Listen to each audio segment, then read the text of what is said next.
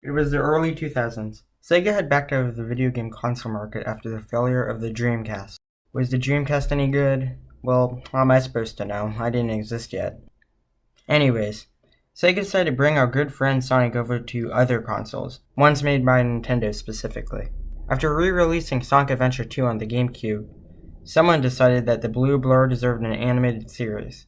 And what did they come up with? Here, take a look.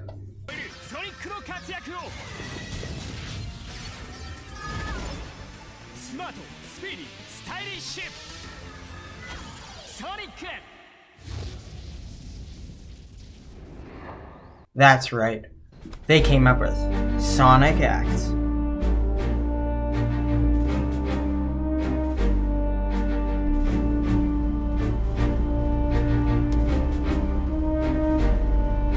The footage I just showed you is from the Japanese pilot for Sonic X. Being an anime, you'd expect early Sonic X content to be exclusively in Japanese. But nope. You see, there's another pilot that's in English. At the speed of blue lightning, with the power of cool, he's the only hope.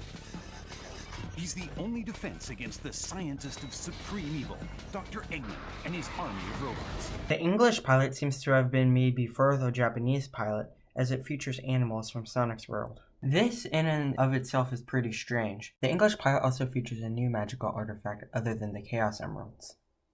But he'll need more than speed if Dr. Eggman gets the Crystal Rainbow Stone.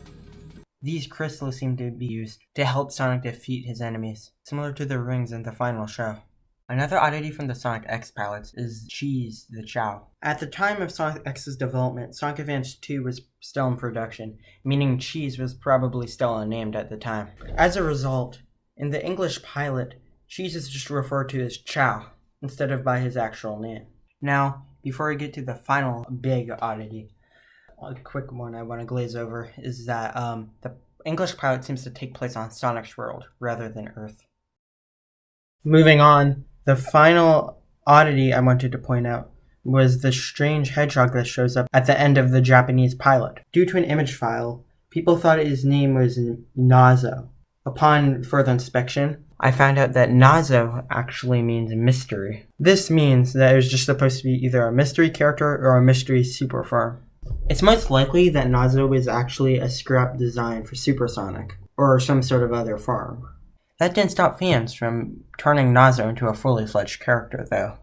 And that concludes my video on the many oddities of the Sonic X pilots. There's more, obviously, but those are some of the more obvious ones.